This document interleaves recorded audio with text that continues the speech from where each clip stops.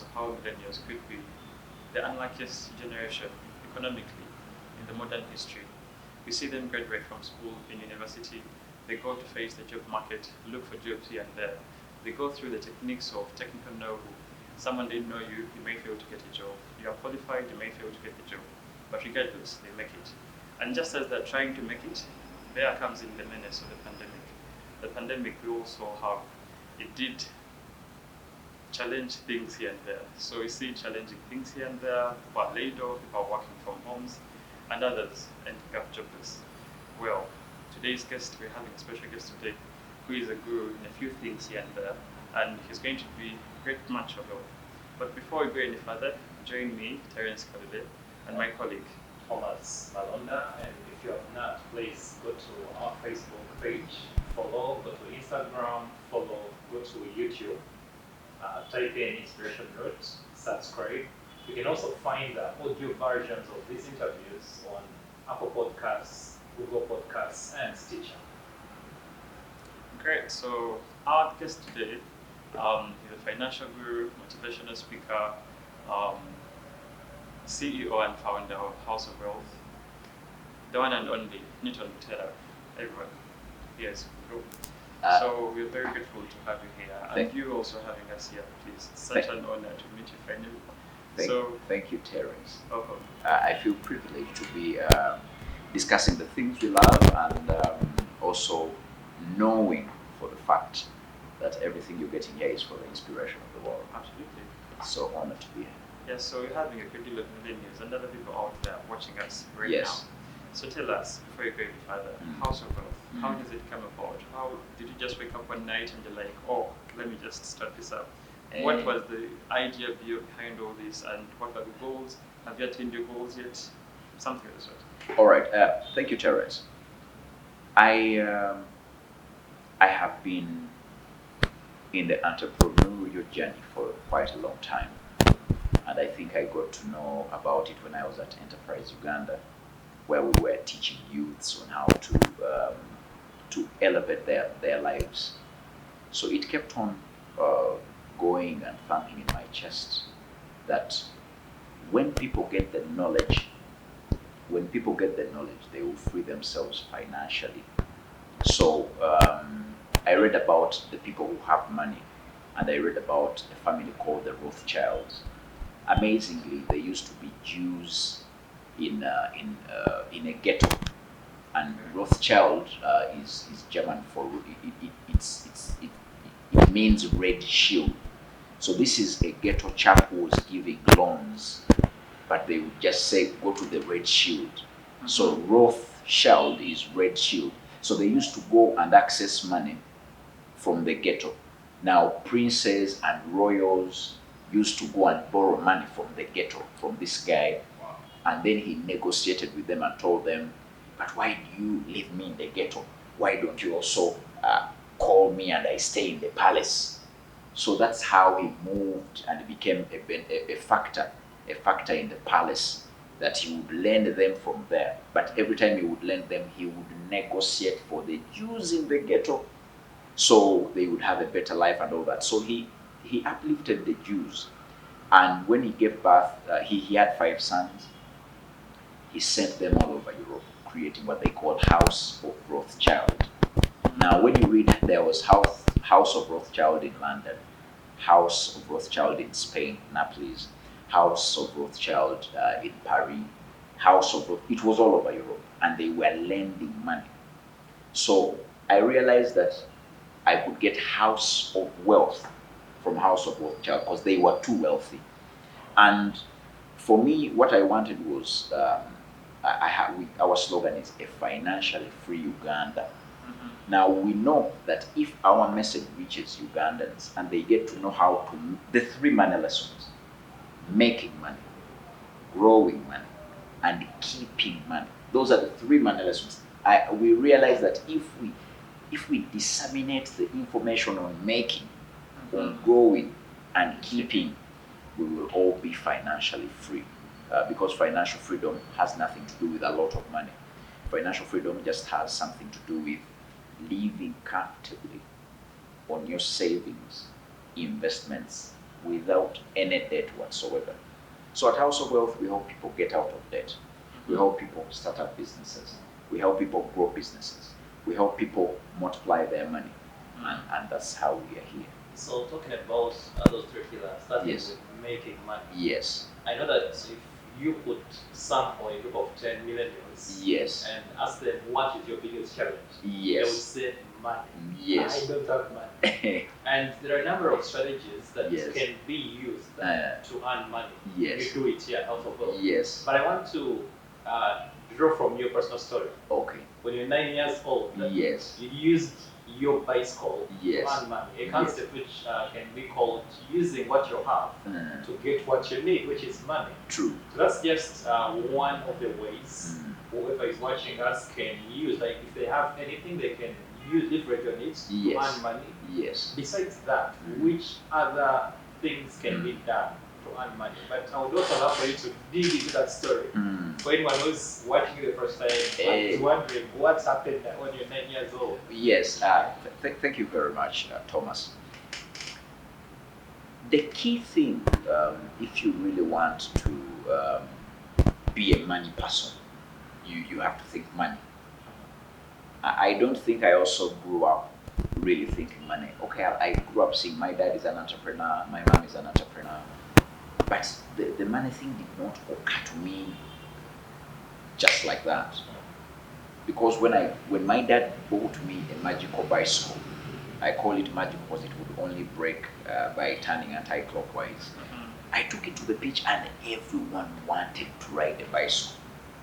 It was new. It was it's like the time when laptops came. Hey, just people to look at the laptop. So people wanted to ride, but every time they would ride, they would fall off the bike. And it was my cousin who told me, Newton, when this bike finally breaks into pieces, Mosaic won't repair it. So you better find a way. And I'm like, okay, how can I find a way to be able to repair the bike? The next day I was charging money, 200 shillings per lap. And what amazed me was I could average 5,000 Ugandan shillings a day. Now 5,000 shillings a day in 1993 today is 100,000 shillings. I'm imagining what a P4 chap would do with 100,000 shillings. No wonder I would pay my cousin 400 shillings. And my cousin would, when I gave him 400, he would do all the chores at home such that they do not call me. I didn't even know that was my first employee. So I would give him 400 shillings. He would do the dishes, do the house cleaning, do everything. And they never had to mention my name at home. Where is Newton? Where is Newton? I would be concentrating on making money. But I wanted to let you know, if you're viewing this, that the whole idea of making money is to realize how that pillar works. Making money has everything to do with exchanging your time for reward. So, making money is the basic thing of everything. You do not need even anything. You just need time, which God has already given you, and they will exchange time for reward. For example, if you went and you are a porter at a construction site, you're exchanging your time for reward. If you're an employee, you're exchanging your time for reward. If you're a border guy, you're exchanging time for reward. So making money has in its whole essence exchanging time for reward. Now we, the millennials, the people who were born, I think around 1981 to date, we are the people who are 40 years, 35, 28. We are the millennials, and the idea is we have not yet appreciated the fact that the greatest discovery of all time was that time is money. That's why you see a millennial can go to a bar for 8 hours. A millennial can converse on phone for 3 hours, free of charge. Now that's the key issue. That's what should shock us. If the greatest discovery of all time is that time is money, When we see you giving it out for free, you are not in the money queue. You've not thought about the wealth queue. You find a millennial who is artistic, and they come and they will decorate a party free of charge when they have spent 5 hours decorating the party. You have to zone into the money-making bit to know that you will always have to exchange your time for pay, because that is making. And there are very many things you can do. You could just put the skill in your head. Most of the people you're going to talk about, you're going to talk to, and you ask them, why aren't you doing this and this? They will tell you, I do not have capital. True. But then we ask ourselves, what is capital? So we track back the word capital, and we will find it comes from Latin, capitalis. Moves from Latin to Old French, caput. So old actually started with Old French, caput. The Romans grab it and call it capitalis. The English grab it and they say, for us, we will drop the is, we will call it capital. Yeah. And its whole essence is to mean head. Absolutely, because caput is head. That's why you see in law what they call a capital offense. Those days used to have you decapitated. Yeah. So decapitation was to chop off the head. So whereas we've gone to also know that there is that element of capital which would be money, the primary element of capital has to do to concern itself, everything to do with the head. What are we doing with the head?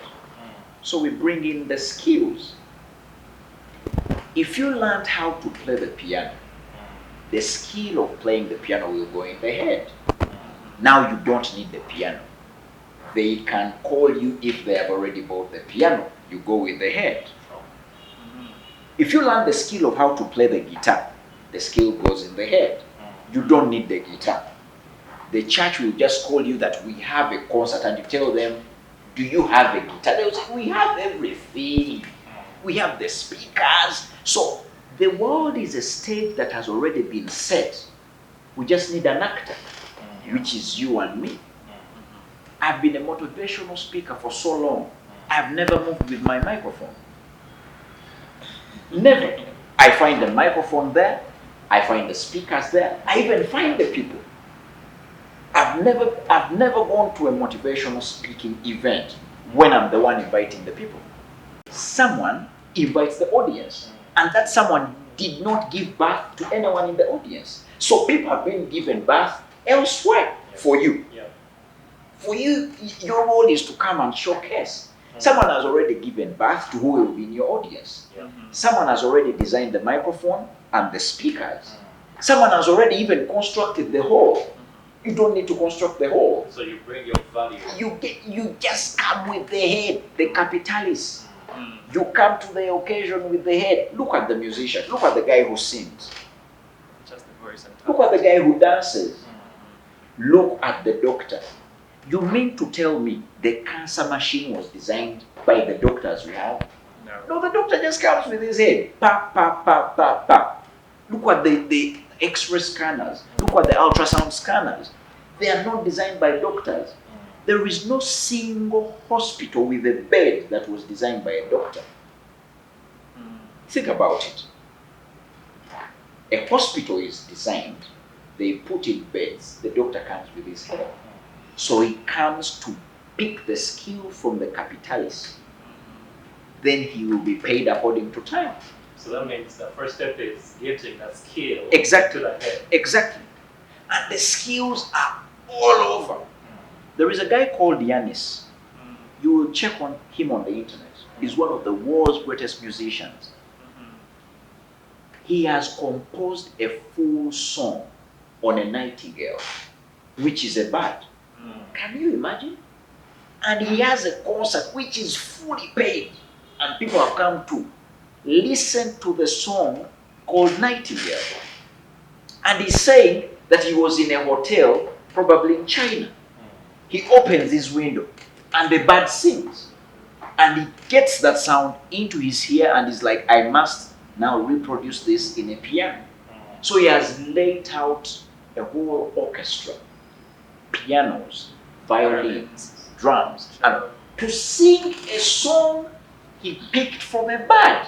Now, that's why life should be interesting. Michael Jackson, greatest dancer of all time. But the dance that propels him to stardom is called moonwalk. He did not invent it. He saw kids doing that thing. When he did it, people were in mesmery. So life is surrounding us. Greatness is surrounding us. Skills are surrounding us. There is someone you know who is a good cook. Yeah. You could pick that skill if you want to be a good cook. There is someone you know who is a great speaker. There is someone you know who is a great guitarist, great pianist, great dancer, great singer, great decorator. You pick that skill, you put it in the head, you eat on the skill for life. You're making money. You're exchanging your time for reward. Well, then somebody argued that it's not necessarily time for money, but rather value for money. Because if you come and you have the kaput, but there is nothing in the kaput in terms of value, no one is going to pay you. Yes, But if you come and you have your kaput filled with value, skills, then you're going to be paid. Yes. Now, the reason it's deliberate when I talk about time, because I want you to find a scale to be paid. Employees are paid per month. Sure. Imagine if employees did all the work and are paid per year. They wouldn't buy food. They wouldn't until they now try to get their skill and apportion it to a time. And they say, this one. For example, at House of Wealth, I'm paid per hour. Imagine if I went to a big corporation and I have not apportioned my skill to a time measurement. They will have me speak for a month. So, Mr. Newton, now you talk to them about how to make money. I speak for a week. You finish. Now you talk to the women how they can. I speak for another 2 weeks. They can hold me hostage for a year because I have the value until I tell them ahead. I will speak for 2 hours for 2 million. I would speak for that 1 hour, you pay this. So I want people to be in the realm that time is money. Whatever you're bringing on the table, you quantify. There is no business, there is no greatness in you decorating, and you decorate for a week for 200,000. There is someone who will design just how the decoration will be, and you will charge for 30 minutes. That's why we are moving differently. We are moving differently. You know how to ride a boda. You have the skill to ride a bike. Then someone tells you, I want you to take me from Kampala to Gulu on a bike. For you, if you think it's about fuel, you're going to put the passenger on the bike and ride to Gulu, only to be notified that actually it is a whole-day journey. So, did you charge this person for the time you will lose while in Kampala, opportunity cost? If you do not, you have not gotten the concepts of money. So that's why I usually want people to carry the thought process that you're exchanging your time for money. And when you convert everything to time and money, you will realize why some of us have not yet been kidnapped. You get, because the person who kidnaps you will be charging for ransom. And then when they realize you're not so valuable, they'll be like, that one you do not keep. That's why there is a stand-up comedian who joked that it's very hard to find black hostages. Wow. Well, yes. In relation to that, Robert Kiyosaki, one of really my great financial authors, yes, in his book Poor Dad, Rich Dad, yes, Rich Dad, Poor Dad, yes, yes, there is that analogy of the carrot and stick he talks of, yes, where he expresses of how employees are chained to their employment Yes. with a pay to the paycheck. Yes. So he explains it in the notion of how the employer is having a stick with a carrot onto it Yes. and holding the carrot right in front of the donkey. Yes. The donkey being the employee. Yes. So he's just going to move the carrot in any direction where he wants to go for that benefit. True. And the donkey follows. Yes. So it's just after until that bait is gotten over that this donkey might think otherwise. That I'm not going to catch the carrot anyway. Yes. You've worked with USAID before. Yes. And you decided to leave. If Yes. I worked with USAID, I mean, You would if I got a gig, I would be like, wow, this is USAID. I mean, come on. Yes. Yeah, but you decided to leave. Yes. When do you think is the right time to come out of your comfort zone and, explore your options out there? Is it Okay. too soon? Is it too late? When is just the time for us to come out of that kind of circle? Okay. Terence, you raised some very good excerpts. This is the key issue. It has always been my thought, and actually it was also Jesus' thought, that we all must be employed at some time. Yep. That's why I struggle with people who scoff at employment. We all must have. It's written in Mark 10:44. Jesus is saying, whomsoever wants to be the chiefest must start by being a servant to all. Yep. Can you imagine that being the chiefest requires you to be a servant to all? So he's imploring us to be employees, because during employment, we get. I have a full show on NTV where I'm detailing the things of employment, and I've told people that the only problem with employment is people over delay them. So I created a proverb to say, Job, J-O-B, stands for Jukira, Ojja kwavuwala, bw'onoolwayo. Wow. Jukira, Ojja kwavuwala, bw'onoolwayo. That remember, you will impoverish yourself. You will turn yourself into a queue of poverty when you delay in employment. I want people to go into employment first, to learn how to follow. There are numerous things. I listed things you can get from employment, and amazingly, salary was number 13. Wow. And if you look at salary as number 1, you are not even in our circle to be wealthy. Salary is number 13. The first thing is market. I cannot be at a job where I'm not selling to my fellow employees. Because all these manuals, all these job descriptions, they do not tell you the policies. They do not forbid selling to fellow employees. So ask yourself, who is selling my fellow employees the shirts they come wearing, the suits, the shoes, the bags, the belts? Who is selling it to them? So you work in an organization which has 200 employees who have never arrived naked. But you've never asked yourself, who sells them the clothes? That is a full boutique. And that boutique does not pay tax. That boutique does not pay any license. That boutique does not pay any rent. You arrive in the boot of your car, you have shirts. When they say it's lunchtime, you get 3 shirts. You walk up to the desk of your boss. This would look nice on you. This would look nice on you. This would look nice on you. He will be employed to buy from you, to support. Everyone wants to support Market. If he doesn't buy shirts, you say, I have belts too. I have wallets too. I have watches too. And you do not need to purchase them actually. You just need to know where they are coming from. John 14:6. Jesus is saying, I am the way, I am the truth, and the what? And life. No one comes to the Father unless through me. The whole entire narration, Jesus is saying, is a broker.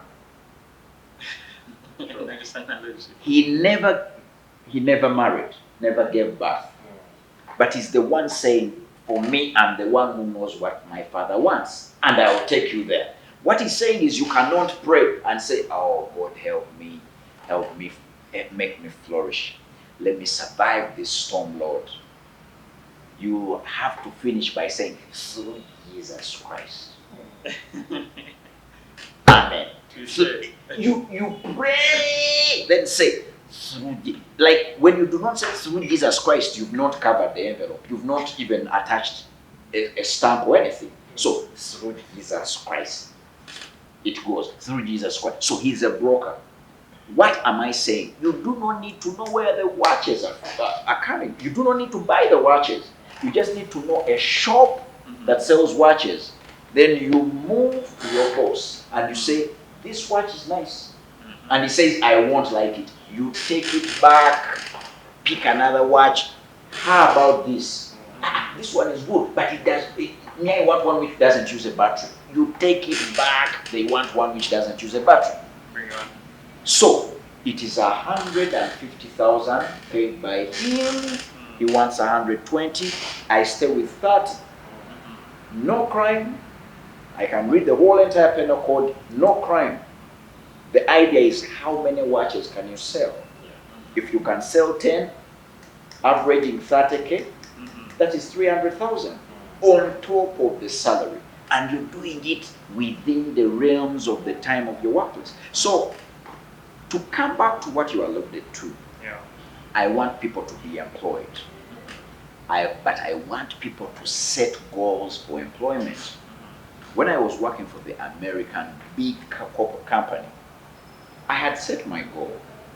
I knew that if I got this money and this money and this money, I would jump out and start my own thing. So it did not matter that after a year, in the eyes of the people, how would you leave a contract that big? You were signed for 4 years.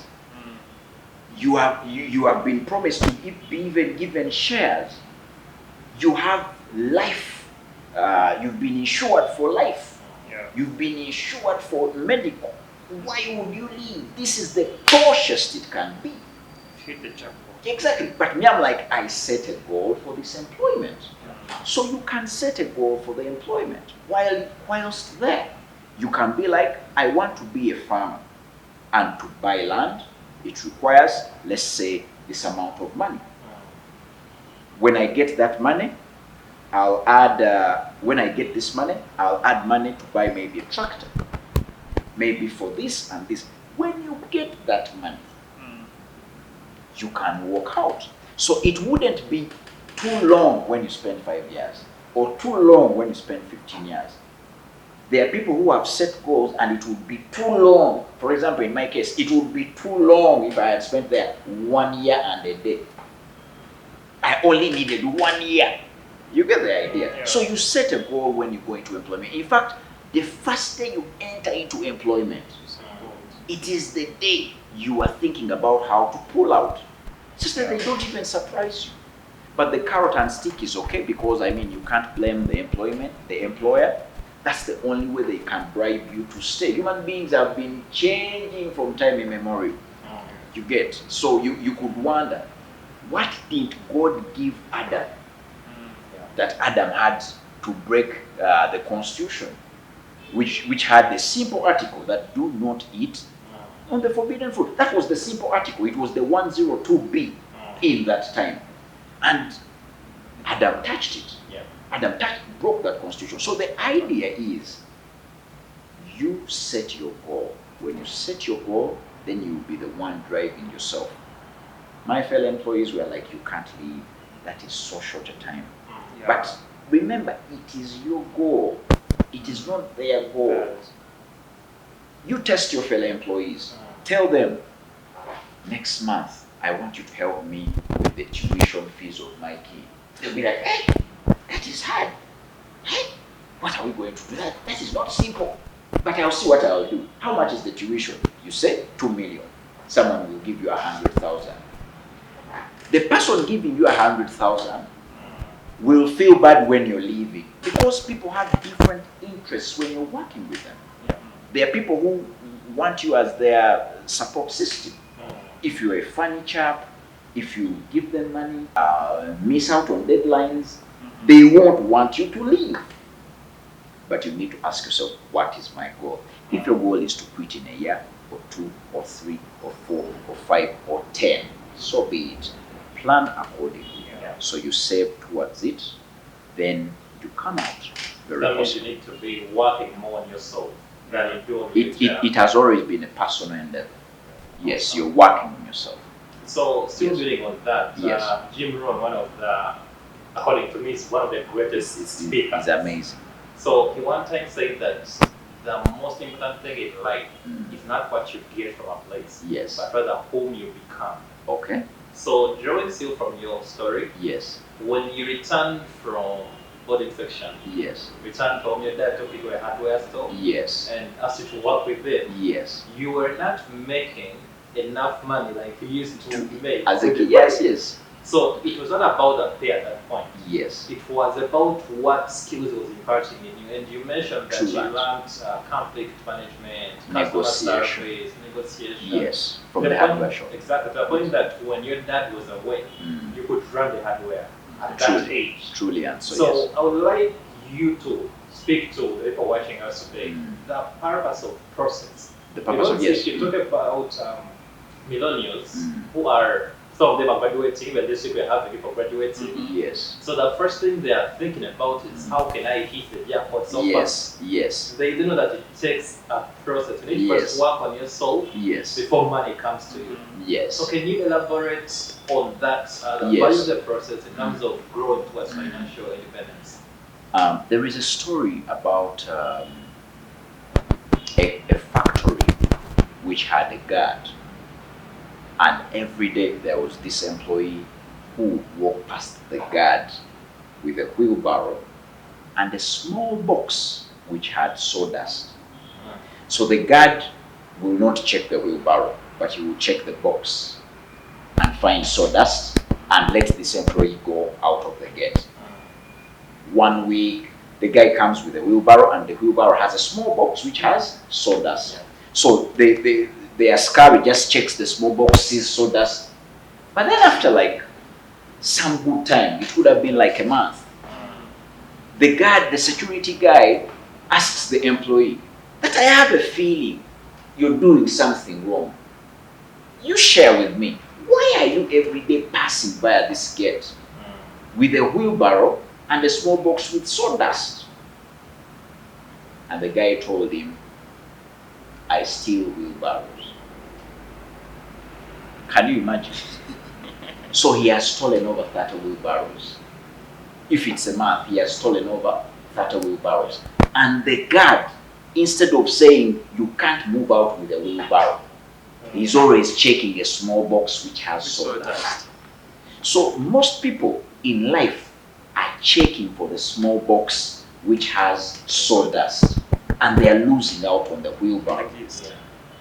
The moment you quit the moment you quit school, you finish campus, you need to go somewhere and work for free,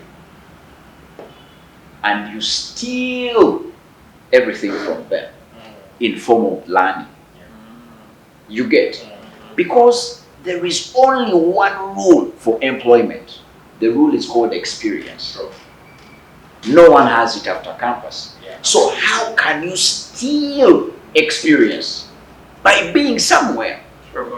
If you entered a company, then you can write on your CV that you've been with that company. So you have experience. Now you can talk to your line manager and tell them, "By the way, I applied somewhere." They might call you to ask you whether I've been here for 6 months. You will tell them so. You could now, when you're inside, but when you now come and ask for this company for money, remember, all businesses are out there for profit and survival. Two things. Businesses, profit, survival. Now, how do they make profit?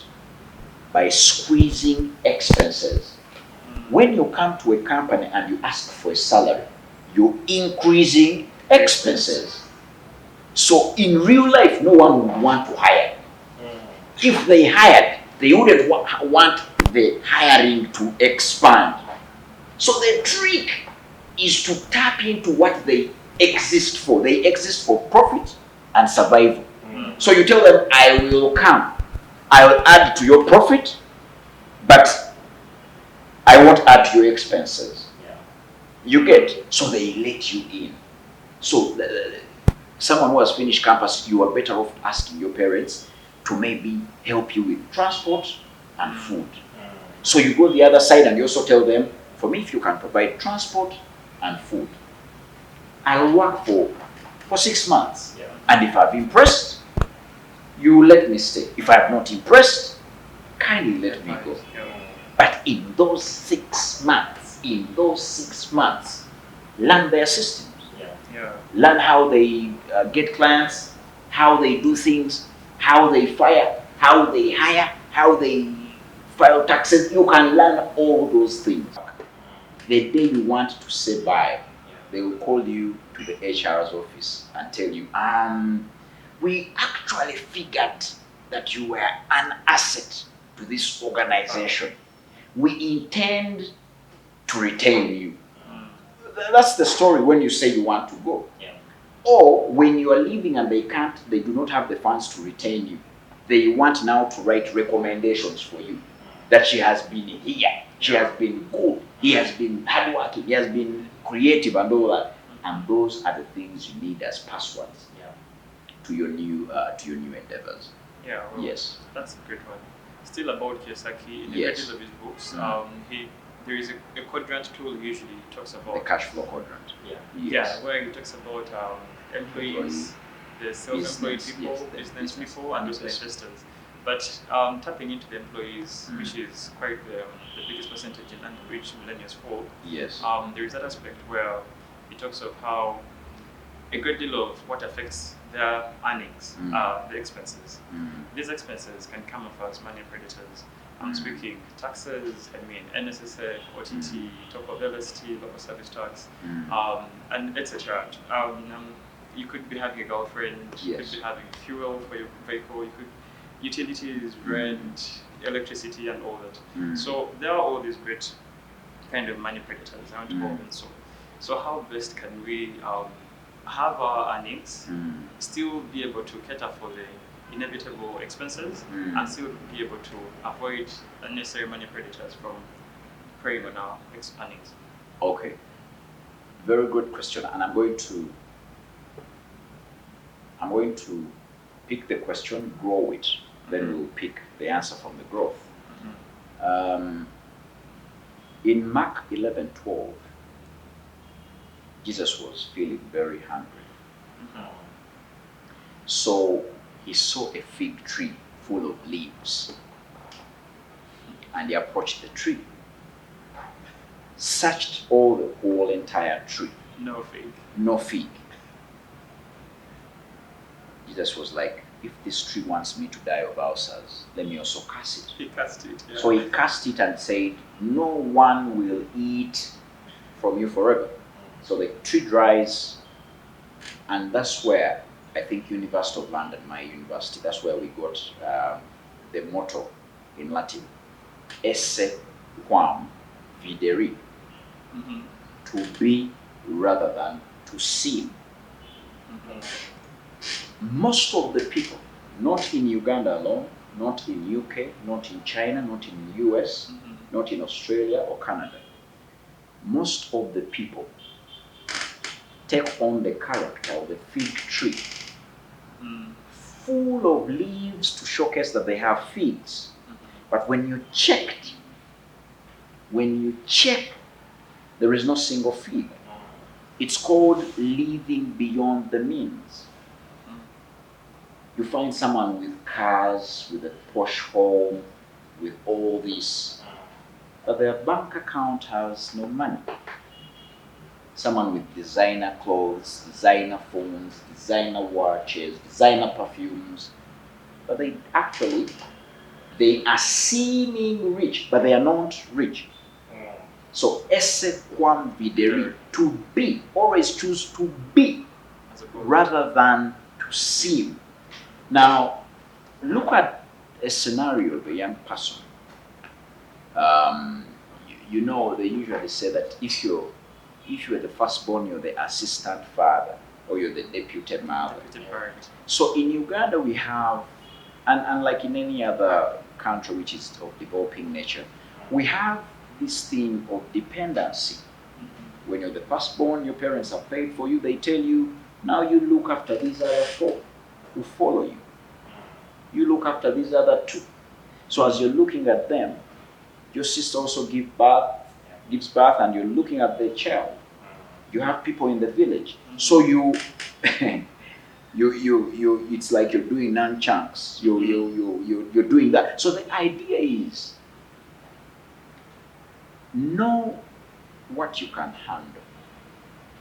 Yeah. It should be okay to stay single for a moment if you cannot take on the prerequisites of a marriage. Thank you. I've been doing a series on my Facebook lives.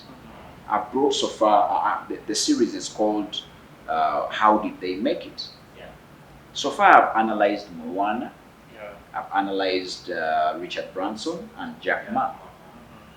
Moana was on the African continent. Richard Branson is in Europe. Jack Ma is in China. Yeah. The amazing denominator. They all have or had one wife, 3 kids. It's only people here who have now recognized the effect of dependency on their incomes, that they are okay to give birth to 5 kids and fall out with that woman and go with another woman, And give catch up birth with to another three kids. Yeah.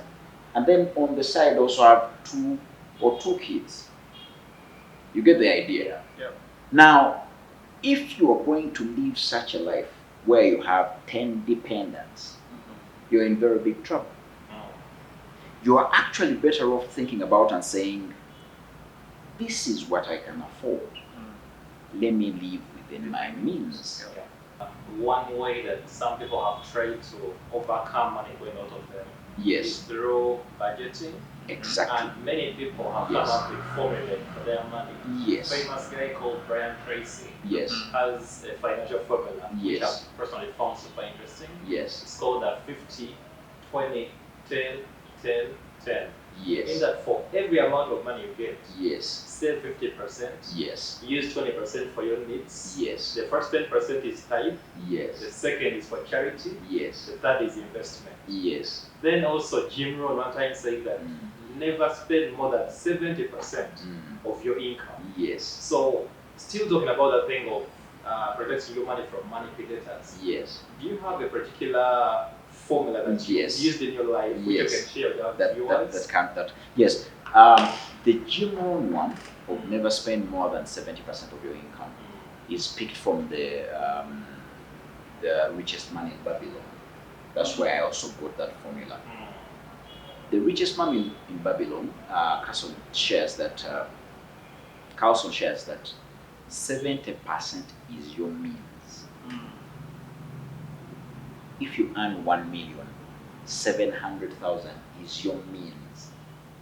What that means is that's where you pay rent, food, transport, clothing, leisure, holiday. 70% is your means. 20% you use it to pay off debts. 10% is a must saving for investment. So it means when you finish paying off debts, now you have 20 and 10 for investment, for saving, for investment. And when you look at it, 70% should be able to curtail your movements. Because if I earn 1 million as net salary and 70% is 700,000, it means when I rent a house for 500,000, I'm dead already. True. When I rent a house of 600, I earn 1 million, I rent a house of 600, I'm dead already. So think through it. I've been telling people in Uganda, if you earn 1 million shillings a car is a huge expense. Very. Because now if fuel is 4,230, Price taxing it. you get 4,230, and every day to do the car round is like 20,000. Maintenance. So it means you're going to have 600,000 taken by a car. Mhm. If you earn 1 million in Uganda, you shouldn't be driving, because the car will take 600,000 from you, unbeknownst to you. You are doing car wash, you're doing service, you're doing some minor repairs, you're buying fuel. So that 600,000, when you chop it, is 60% of the 1 million. Mm. It means you haven't bought food, you haven't paid rent, you haven't done leisure, you haven't bought any clothing. You must, and as a must, borrow.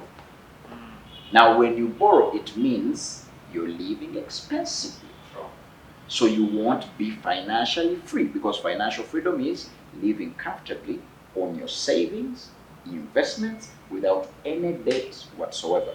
It starts with living within your means, which is 70% of your income. It's the formula. I've seen it. Yeah. I've used it. It has been around for over 7,000 years from Mm. Babylon days. Wow. Yes. That's great. Still from that info, you've seen people start up with startups, they start up businesses, you've started up House of Wealth. Yes. A great deal of people have started up, we see Apple, Google, etc. Yes. Yeah, but there are some companies we see that they've thrived for a little bit, Mm. and then amidst the way they start crumbling down. Yes. In one of your recordings, you've talked about the 5 Pillars pillars of of business. businesses. Yes. Could you take us through those, and what do you think could be? Of course, there are a great deal of reasons. Yes. But what do you think could be the fundamental reasons why such startups crumble amidst the way? Okay, thank you, Terence. I usually tell people that in law we have a Latin phrase called ab initio, like from the onset. Mm-hmm. It's possible that a business could be dead ab initio, from the onset. You could start a business by already killing it. Mm-hmm. It's an oxymoron. Yeah. It's from the You could start something by already killing it. Imagine if you started any business with a loan, you've already killed it. It cannot survive. Yeah. It started with a loan. Why? A loan deals with certainty. Mm-hmm. When you go to the bank to borrow, you walk out of the bank with certainty that you will pay on every 28th, 28th, 28th, 28th, 28th. Mm. Certainty. Yet a business is probability. You do not know for sure whether on every 28th, 28th, 28th, 28th, 28th you will earn. You will make profit. You won't be closed. Yeah. You will have customers. You won't have COVID. Business is thriving through probabilities. Loans are thriving through certainty. So you cannot start a business with borrowed money, which has interest from a bank. Mm. So you do not even have to be so good at marketing, so good at financial handling, so good at handling employees, so good at strategy. It was dead ab initio. Yeah. You get the idea? So there are also businesses that are dead ab initio without a loan, Mm-hmm. and it was just the wrong partner. Yeah. You get a guy, you do a partnership, but the guy has no interest in that business. He keeps on saying, where is my interest? Where is the money? Where is it? Just Joy complains a lot. They're not investing. So you have to break the business because of the partner you broke, and those are now so many businesses which have been broken because the partners would not agree. Mm-hmm. They did not die at that instance. They died At the inception. at the inception, before even inception. Mm-hmm. This guy did not check out his partner. He thought because they stayed together at campus, because they sat together at a wedding, because they prayed together, they should have the same values for business. Mm. No way, not possible. So I usually advise people that it's not possible that you're that intelligent, and God intended it. That's why you see when you're sick, Mhm. someone who labored to learn medicine will be the one to treat you. Right. For you, you will only be having knowledge of where the pain is. Mhm. So they will ask you, Where is the- where do you feel the pain?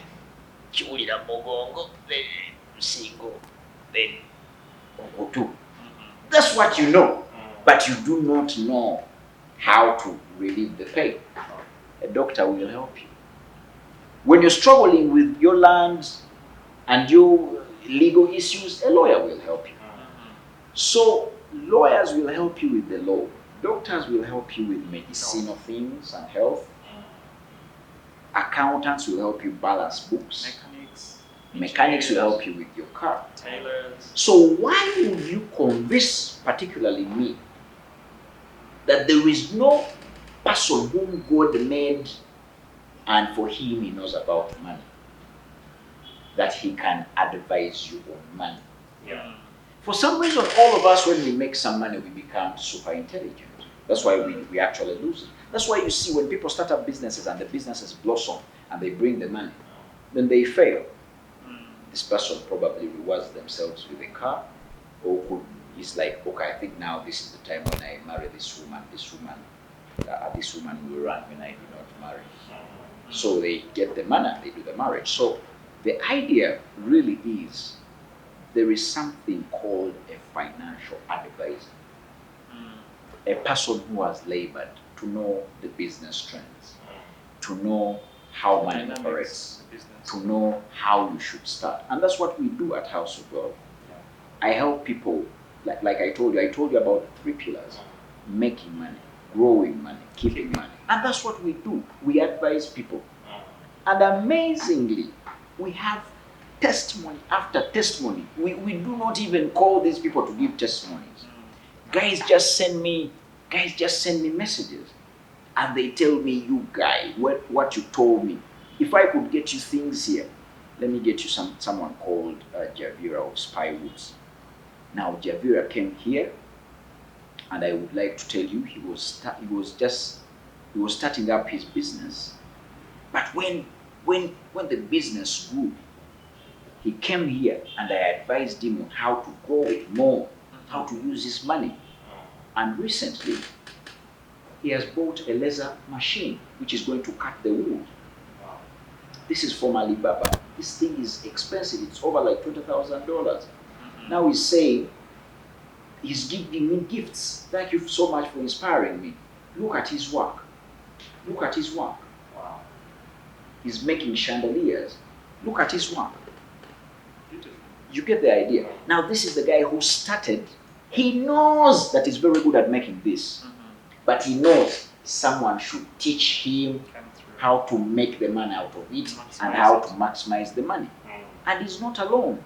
There is a guy called Travis. Mm. They are numerous, as in the people are simply so many. He was like, Newton, when you told me about time and money, Mm. it made sense that what do I do in a day? Mm. So he has bought a van. These things are moving, you see. Yeah. He has bought a van. Mm. And if you listen to the audio will push you to tears. He's Mm. saying, you man, I do not know how to thank you. Who is an investor, first of all? An investor is someone who already has their money Mm. and now they want to send their money on the job. Yeah. You cannot start doing investment things when you do not already have the money. True.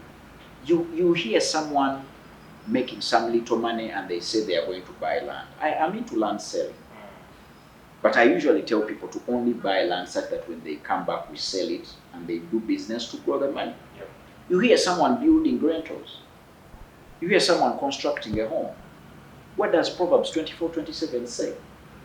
It's a whole article. The Bible is the constitution of life. And the article in the chapter of Proverbs, sub-article 24, paragraph 27 is saying, go and organize your source of earning, then later go build a home. That's what the Bible is saying. All people who have done the other way around by starting to build a home, then working on the business have failed. So think about it. Move through the quadrants Kiyosaki mentioned. Be employed, then go into self-employment, then go into business, then when the money accumulates, become an investor. It is a process. And investment, amazingly, is a wealth in its core sense, is a slow motion endeavor. When you see things coming fast, you're not investing. You're not even growing wealth. Wealth is a slow motion endeavor. Because look at the life we have. In Uganda, I think the life expectancy now is 63 years. But they are trying to average our life expectancy on also people who are living so poorly. The idea is you could live up to 100 years. Let's say you do not live up to 100 years, you could live up to 80 years. Why are you in a rush at 28, for example, to be wealthy? Or what is there to be talked about at 28 when you're wealthy? I'm the first person in my home to build, to buy. No. If you're 28, you still have 60 years to live. What are you going to do in 60 years? What are people doing to marry so early and give birth so early? What is the... People should educate me. I must be the damnedest there. What is really there? Why would anyone go through a get-rich-quick scheme? Why? Wealth is a slow motion endeavor. That's why you see all the wealthy individuals you admire. They clocked their wealth at 50. They coincided with what they call their real wealth, 50, 56. That's why you see these real wealthy guys. They are very old. So wealth grew. All it needed was time. You cannot force a seed to just go and give you maize in maybe 2 days.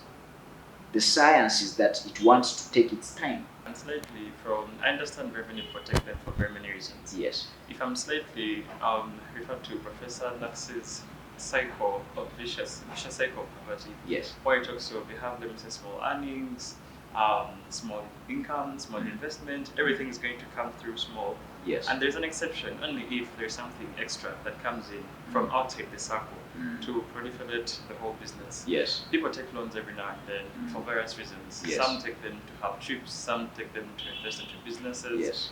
You do a business loan, Yes. giving kind of thing. Yes. Yeah, so what are the risks? I do believe some people eat a big chunk they can't swallow or what they can't digest, and in the end it catches up with them. What should be those things any millennial watching us right now should put into consideration before taking that loan? Yes. Okay, I'll also give you a time, some other time, where we will discuss loans, to give loans the respect they deserve. I wouldn't really think I would exhaust them, but this is the key issue. There is no scripture in the Quran. I've read the Quran. I've read the Bible. The longest chapter in the Quran is Surah Al-Baqarah. What does it say? And Surah Al-Baqarah is talking about debt.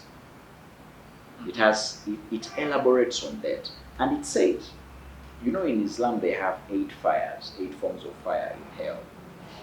But the hottest is the one that will be used to burn people whom they thought fought with Allah. And the people whom they see as fighting Allah are the people who are borrowing on interest or lending on interest. And that's Islam. So they are saying, in Islam they allow to borrow. It's discouraged but allowed. Yeah. But they put their foot down and prohibit and call it haram to borrow on interest or to lend on interest. Riba. They call it riba. So when you come to Christianity, and for us Christians it's worse. Christianity does not allow us to borrow. Any scripture you would read, Romans 13:8. Owe no man no debt, save for the debt of love. For us as Christians, the debt shouldn't be about money. If I had borrowed for a marriage, I don't think you can be there asking your wife now. You first give me this money and I pay on this loan. If you had borrowed for a holiday, you can't be in Dubai and say like, Burj Khalifa, I've seen you, but now you give me that 1 million and I go and pay. So when you are to borrow, two things I want you to remember. Number one, write all options till borrowing is number 15. All options till borrowing is number 15. Now, if you are to borrow, get a financial advisor still to help you to see whether your debt will have leverage. And 3, it should be investment debt, not consumption. So, why am I telling you that you should write everything up to bank loan or loan from a money lender to be number 15? Because people have things that are idle. Did you know that if you have land, you could rent it out and you earn money? Yeah. If you had an old car, you could sell it and you get capital. If you had clothes you are not wearing, they're not different from second-hand clothes. Yeah. People are selling second-hand shoes. People are selling. What can you do to get some money? You could borrow from your parents. They would be less harsh than a bank. Yeah. You could borrow from a family circle. You could actually pool money from your classmates and from an investment club. Wow, that has been very thrilling. I have to say I'm thrilled by your knowledge on scripture and verse. Thank you. We should find an institute somewhere to confer onto you Hey, honorary degree or something, but that was really thrilling. Thank you, Terence. You've already given us our takeaway. Yes. But if there is anything state, akatalekeka, Akatalekeka. take it to a millennial watching us right now. Please dispense. Yes. If you're watching this, but I will summarize the two things in one. Okay. Diet is not about only what we eat, or what we eat is not only going to be in food. You've been feeding on this message with your ears. That's eating. There are other things you eat with your eyes. You shouldn't be surprised when they say in Matthew 5:28 that any man who sees himself lustfully with a woman, in heaven he has committed sin. They do not even want you to go and sleep with the woman. You don't even get to know the price of a condom or even pay for a lodge. In heaven, it's immaterial. For them, they say, did Newton see himself and draw pictures sleeping with that woman in his head? It's a sin. So, sinning is in the head. In law, we have a maxim, and it says, actus reus non facit reo, nisi mens sit rea. It's Latin. For a guilty act in itself is not guilty unless the mind is guilty. And that's the only time they can find you guilty for murder. Not that you killed the dead bodies there, but the mind must also be checked to see that you had malice aforethought, you premeditated about this death, and you later executed the death. The mind is that powerful. The question is, what are you feeding it on? What are you watching? What are you listening to? What are you texting? When you are on Facebook abusing people, are you a qualified abuser? Can you show us a certificate of abuse? License. You have a certificate in journalism, but you're not practicing journalism. You're practicing abuse. Galatians 6:7. Do not be deceived, for what man soweth, man reapeth. So when you're an abuser, it means even when you write a book, it should be about abuse. These are things we should drop off, and then we start pursuing the things we've been certified in. Yeah. So check what you're feeding on. Check what you're feeding on with your eyes. Can you imagine what people feed on with their noses can result into corona? Corona was not passing through eyes. Corona was passing through the nose. So you feed your nose on any moisture or any gas, you're taking in corona. So the idea is we should be very wary on what we associate our ears, our eyes, our noses, our mouths, and our thought process with. That way, we'll be reaching heights insurmountable. Thank you very much. Yeah, so it's been a pleasure having you, Mr. Newton. But before we leave, it would be great for everybody watching us to know how they can get in touch with you to tap on all that wisdom, Bible wisdom, Quran, and the financial wisdom. Hey. Yeah. Okay, if you read the Quran, Surah Ad-Dariyat, that's chapter 51, verse 58, it says, remind the believers, for reminding helps the believers. So you can go to my Facebook page, House Newton Buteraba / House of Wealth, and watch those things to remind you, because they remind most of the things I say you will know or you will have heard, but you need to be reminded. So you go to Newton Buteraba / House of Wealth. You can just type in Google and say Newton Buteraba. They will bring you my YouTube things, my Facebook things, my newspaper things. They will give you very many things. So the idea is you go to Google and say Newton Buteraba. A lot of material will come. Well, thank you so much. Thank you, Welcome, Mr. Newton, Terence. for Thank you, your time. Terence. It's been quite a thrilling time. Yes. To our viewers right now, millennials and all those that are not millennials, we still request you to follow us on our platforms on social media. You can follow us on Twitter, on Instagram, Facebook, and YouTube. Yes. Thank you for watching, and catch you soon.